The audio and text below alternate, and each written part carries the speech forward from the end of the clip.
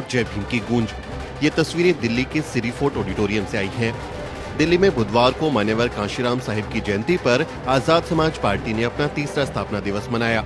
तो इस वक्त मैं दिल्ली के सिरी फोर्ट ऑडिटोरियम में मौजूद हूं और इस ऑडिटोरियम में पीछे मेरे आप जो स्टेज देख रहे हैं वहां भीम आर्मी चीफ चंद्रशेखर आज़ाद हैं, जो कि आज़ाद समाज पार्टी के राष्ट्रीय अध्यक्ष हैं। और आज मान्यवर कांशीराम साहिब की जयंती के मौके पर यहां आज़ाद समाज पार्टी अपना स्थापना दिवस मना रही है। आज से 3 साल पहले ही आज़ाद समाज पार्टी की स्थापना चंद्रशेखर आज़ाद ने की थी। उन्होंने अपनी राजनीतिक पारी की शुरुआत की थी और 3 साल पुरानी ये पार्टी हो गई है।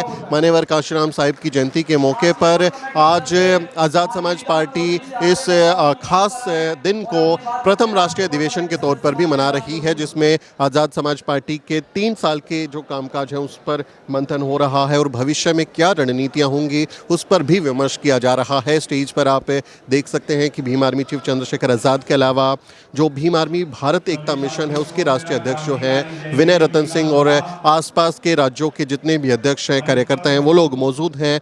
हॉल में भी बड़ी संख्या में लोग यहाँ पर मौजूद है। ऑडिटोरियम भरा हुआ है। बड़ी संख्या में लोग आज़ाद को सुनने के लिए आए हैं कि जो भीम आर्मी चीफ हैं आज़ाद वो क्या कहते हैं। 3 साल की पार्टी हो चुकी है, चुनाव लड़ चुकी है, लेकिन अभी आप देखें राजस्थान, मध्य प्रदेश समेत कई राज्यों में चुनाव आने वाले हैं। तो विधानसभा चुनाव की तैयारी के तौर पर भी आप इस कार्यक्रम को देख सकते हैं। इसी तरह से ये शक्ति प्रदर्शन हो रहा है। यहाँ लोग अपने नेता को सुनने के लिए आए हैं। मान्यवर कांशीराम साहिब की जयंती पर 3 साल पहले चंद्रशेखर आज़ाद ने अपनी पार्टी की शुरुआत की थी। तो हम लोग जो है मंच में मैं कुछ तस्वीरें आपको दिखा देता हूं। मंच पर आप देखेंगे यहाँ इस तरफ मंच है और ये मान्यवर कांशीराम साहिब और बाबा साहेब डॉक्टर अम्बेडकर की प्रतिमाएं हैं, तस्वीरें रखी हुई हैं जिस पर पुष्प अर्पित किए गए हैं। और चूंकि आज मान्यवर कांशीराम साहिब की जयंती है और आज से ठीक 3 साल पहले ही नोएडा में भीम आर्मी की तरफ से आज़ाद समाज पार्टी का गठन किया गया था। जो आज़ाद समाज पार्टी चुनाव लड़ने के लिए यानी राजनीतिक पारी की शुरुआत करने के लिए चंद्रशेखर आज़ाद ने जिस पार्टी को बनाया था उसकी शुरुआत हुई थी। लेकिन 3 साल बाद ये कारवां कहाँ तक पहुँचा है, कितने कामयाबी मिली है, उसका भी एक मंथन है, उसका भी एक परीक्षण है और बताने की कोशिश है कि कैसे आने वाले दिनों में जो भीम आर्मी है, आज़ाद समाज पार्टी है, वो अलग अलग राज्यों के चुनाव लड़ेगी। बुधवार को दिल्ली के सिरी फोर्ट ऑडिटोरियम में बड़ा कार्यक्रम आयोजित किया गया। इस मौके पर आज़ाद समाज पार्टी अपना प्रथम अधिवेशन भी मना रही थी। मैं आपको स्टेज पर बैठे हुए लोगों को दिखा देता हूं। आप इस तरफ आप देखेंगे तो भीम आर्मी चीफ चंद्रशेखर आज़ाद बैठे हुए हैं, विनय रतन सिंह बैठे हुए हैं और ये जो तमाम कार्यकर्ता हैं, जो पदाधिकारी हैं आज़ाद समाज पार्टी के, ये लोग यहाँ पर मौजूद हैं और ये अपने नेता को सुनने के लिए आए हुए हैं। और इनका कहना है कि जो आज़ाद समाज पार्टी आने वाले दिनों में अपनी ताकत को और बढ़ाएगी और राजनीतिक तौर पर एक विकल्प के तौर पर पेश करेगी। यूपी में जब आज़ाद समाज पार्टी के राष्ट्रीय अध्यक्ष जो आज़ाद है चंद्रशेखर आज़ाद, वो योगी आदित्यनाथ के खिलाफ उन्होंने चुनाव लड़ा था लेकिन कामयाबी नहीं मिली थी। लेकिन उसके बाद देखिए तमाम राज्यों में भीम आर्मी और आज़ाद समाज पार्टी अपना विस्तार कर रही है। मध्य प्रदेश में पिछले दिनों कुछ कार्यक्रम हुए हैं जिसमें बड़ा जन समर्थन देखने को मिला है। तो इससे एक साफ संदेश देने की कोशिश है कि आज़ाद समाज पार्टी और भीम आर्मी जो है एक शक्ति के तौर पर उभर रही है और आने वाले दिनों में कुछ खास कोशिशें की जाएंगी। कार्यक्रम में एसपी अध्यक्ष चंद्रशेखर आज़ाद और भीम आर्मी भारत एकता मिशन के राष्ट्रीय अध्यक्ष विनय रतन सिंह समेत बड़ी संख्या में पार्टी के नेता और कार्यकर्ता मौजूद रहे। हमने परिवार को छोड़ के समाज को चुना, ये भीम आर्मी की ताकत।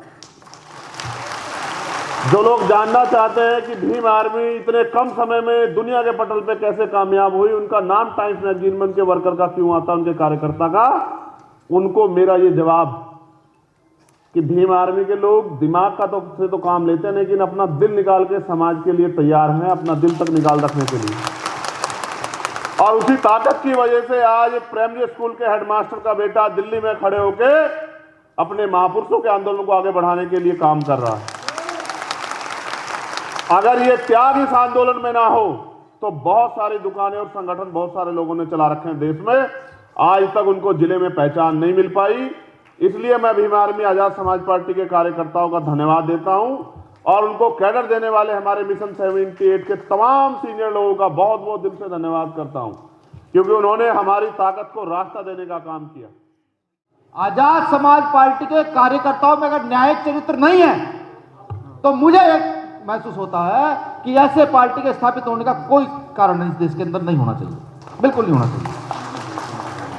क्योंकि इतिहास से कहता है कि अगर बहुजन आंदोलन चलाने वाले लोगों में, उनके सामाजिक संगठनों में, उनके राजनीतिक दलों में, जो आज भारत के अंदर असंख्य रूप में, असंख्य हर जिले में 10-10 मिल जाएंगे, हर जिले में, दूसरे जिले में एक नई पार्टी मिल जाएगी, उनके स्थापित नहीं होने का कोई कारण अगर मुझे महसूस होता है तो वो सिर्फ उनका न्यायिक चरित्र है। चंद्रशेखर आजाद ने आने वाले दिनों में पार्टी को और मजबूत करने का ऐलान किया है।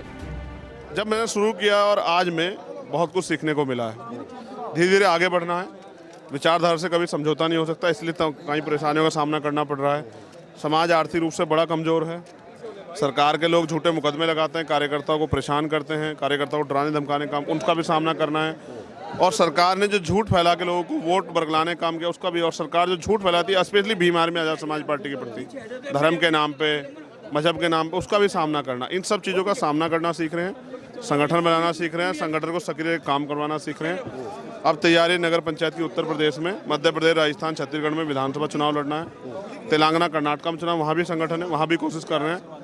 नई उपलब्धि के तौर में हमें हरियाणा में, छत्तीसगढ़ और उड़ीसा में तत्कालिक अगले 1 महीने के अंदर पार्टी का संगठन खड़ा करना है। और बिहार में बहुत अच्छा काम चल रहा है, स्पेशली हिंदी बेल्ट में बहुत मजबूत हो रहे हैं। राजस्थान, मध्य प्रदेश, बिहार, उत्तराखंड और यूपी, हरियाणा और पंजाब में अब थोड़ी सी धार देने की ज़रूरत है। तो क्योंकि आज रहबर का जन्म दिवस है, उनसे बहुत कुछ सीखा है और उनके जीवन को आत्मसात किया है, उनके संघर्ष से सीख के आगे बढ़ने की दिल में बड़ी इच्छा है। कोई लोभ लालच नहीं है, किसी तरह का कोई बहुत महत्वाकांक्षा नहीं है। एक छोटी सी महत्वाकांक्षा है कि हमारे आंदोलन राष्ट्रव्यापी और इससे प्राइम मिनिस्टर बने, इतनी छोटी सी महत्वाकांक्षा। चंद्रशेखर आजाद अपने मकसद में कितना कामयाब होंगे ये तो आने वाला वक्त ही बताएगा, लेकिन फिलहाल 3 सालों में उनकी पार्टी के कामकाज को देखकर उनके कार्यकर्ताओं में जोश है।